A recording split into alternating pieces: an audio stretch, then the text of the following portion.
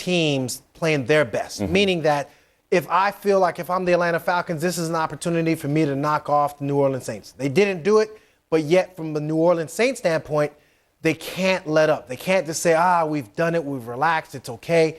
This is an opportunity for history, and this is an opportunity to prepare themselves, more importantly, for the playoffs and a possible run at the Super Bowl. Well, for the first time in NFL history, you got two 13-0 teams. Of course, the Colts keeping pace, and they wrapped up the AFC home field advantage throughout the playoffs with their win today over the Denver Broncos. Broncos came in winners of 2 in a row. Brandon Marshall had a huge game in this one. Peyton Manning, though, got it done when it was necessary. Didn't have the greatest game, Q, but you know what? Once again, he's got guys like Dallas Clark that helps him out. They jumped out to an early lead. It was necessary to get that out there because in the second half, you're right.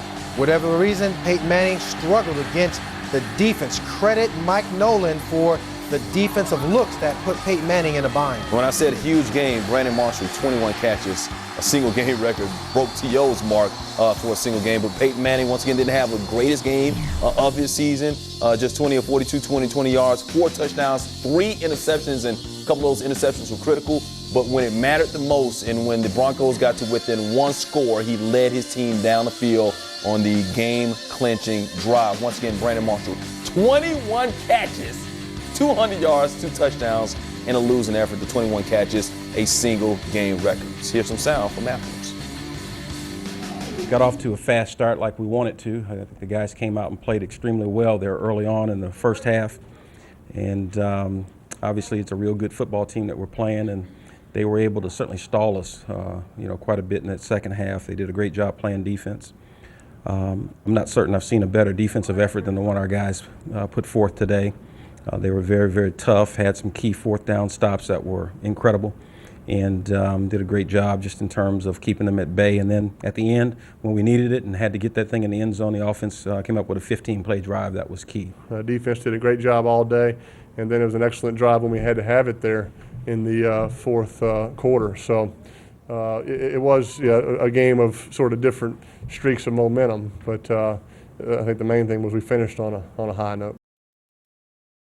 I mean, we thought going in we'd be right with them all the way to the 4th quarter, and we ended up doing that. But we talked all week about finishing every play and finishing every opportunity, and we certainly didn't do that, and kind of ended up like 5 or 6 other teams in the same situation. Losing late in the 4th quarter to a great football team. Going against a team that's undefeated, a defense that does a great job of keeping the ball out of the end zone, and these are the games where if you want to be considered as, one of the top at what you do or elite, you have to step up to the challenge. And we fell short today.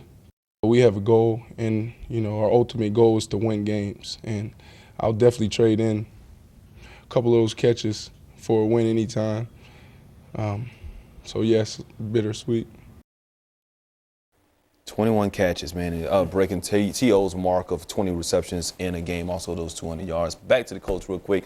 They wrap up the AFC playoff picture, home field advantage throughout the playoffs. What are the ramifications? What are some of the negative side of them actually doing that so early? Yeah, I think the biggest thing is to relax and start to play complacent football, and that's a real dangerous thing.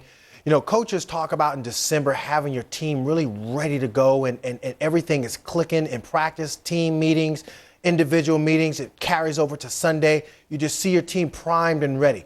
But at the same time, when you start to relax, you don't really take care of the details as far as your recovery is concerned, as far as the meetings, the mental side of the game, and then it spills over into Sundays. It spills over into January when the playoffs start, and next thing you know, you're sitting at home watching the Super Bowl as opposed to playing. You play with Peyton Manning. You think he'll allow something like that to happen, though? He won't allow it, but at the same time, from a mental standpoint, defensively, they got a lot of young players there. I mean, again, you got Dwight Freeney and of course, Robert Mathis. You also have Gary Brackett, strong leaders on that defensive unit.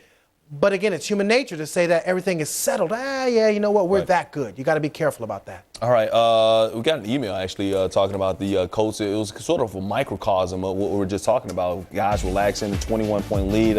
What are your thoughts on Indy nearly blowing the 21-point lead and yet somehow pulling out the W?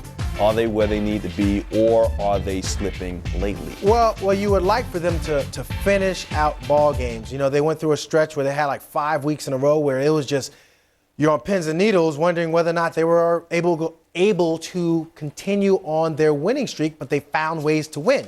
They get a blowout win last week, but now they're kind of right back in that position where they started off fast, and oh boy, here comes a team making a game of it. And I think that's kind of just been the way the Colts have been this year. But for whatever the reason, when it matters the most, and he saw the 14-play, 80-yard drive, took up 7 minutes of clock in the fourth quarter to get the game-winning points necessary to win the ball game.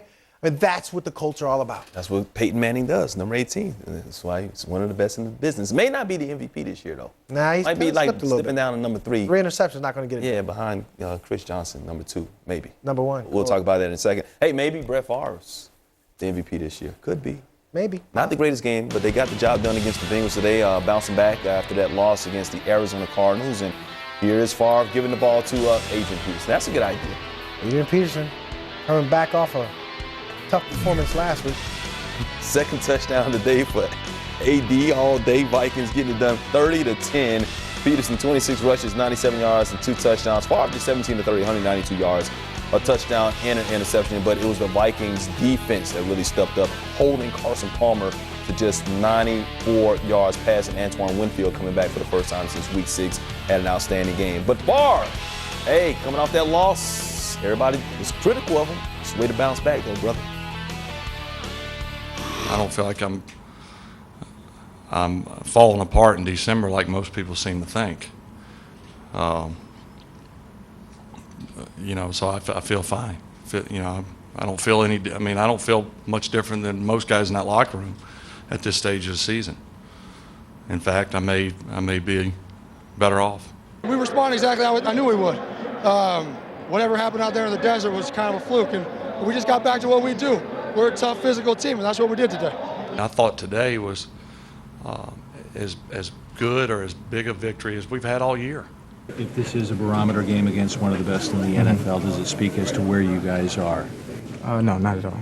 Not at all. I can recall Arizona getting beat extremely bad last year in New England, 50-something, and continuing to march forward and do the things they need to do to fix whatever problems they had. And we're in a similar situation, so it's really no different.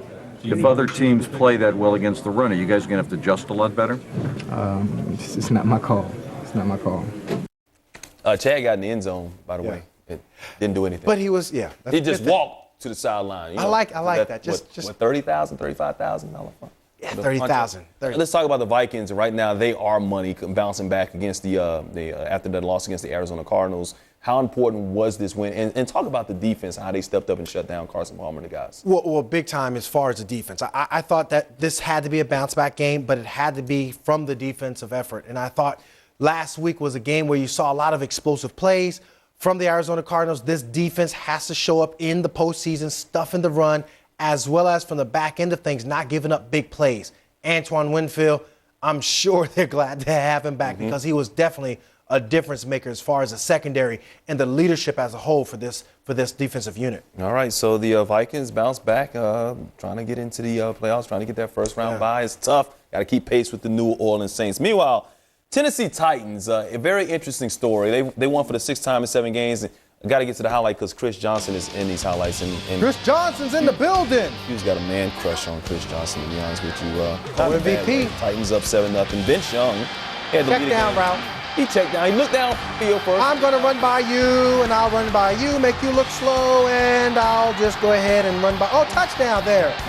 Boy, I just make this look so easy. Yeah, he does. Going to be MVP there. Chris Johnson, and we'll get to that. We'll get to that. You are just on his count. Are you his agent? 28 rushes, 117 yards on a day. He didn't go, well, he needs to average like 150 yards. Doesn't matter. Pass Dominance. But you know what? For the 8th straight game, he was over 100 yards, which is a record. That's broke Earl Campbell's record. Doing his thing. Franchise record. It looks good right now. Titans getting it done. Chris Johnson, what's it like to see him out on the field? This guy looks like he's playing on a playground in the NFL. That's why I think he deserves to be mentioned in MVP talk. He's going to be mentioned.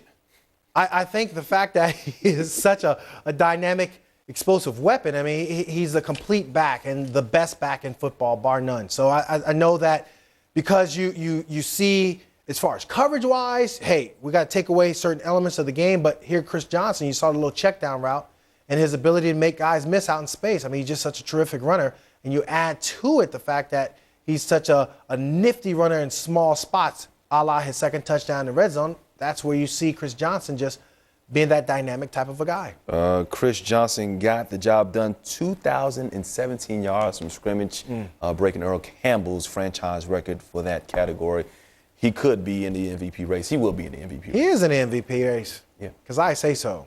Hey, for you guys watching us on the International iNet, thanks for hanging out with us. We're going to get you your game. The Giants Stadium, the New York Giants, Philadelphia Eagles, big NFC East battle. First place on the line there. For those of you checking us out on ESPN News, of course, the Blitz continues with Q and myself right here. So just stick around. We got the latest on Tiger Woods as the sponsor. Another sponsor is pulled back due to his personal issues. Are watching The Blitz, presented by Miller Lite.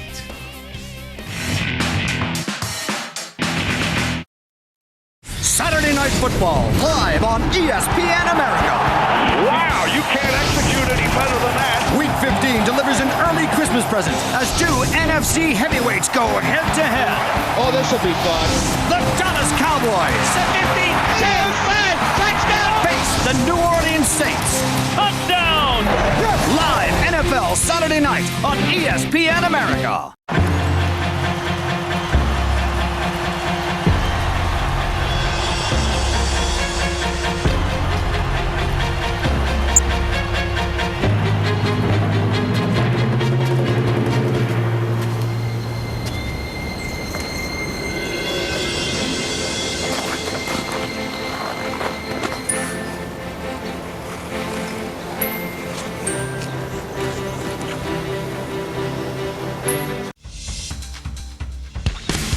Ben is back. He's going to throw it long. There's a man open. And his pass will be touchdown. Terrific job by Ben, but that was Ben at his best. Ben gets the snap. He's back. Throws it back corner of the end zone. Santonio with a touchdown. You got to give Roethlisberger credit. That was a heck of a play. NFL on ESPN America.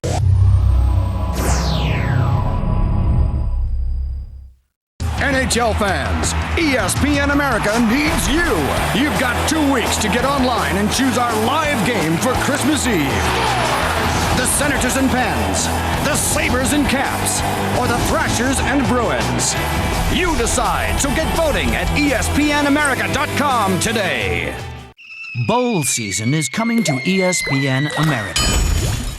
And with over 30 games, there'll always be football to watch.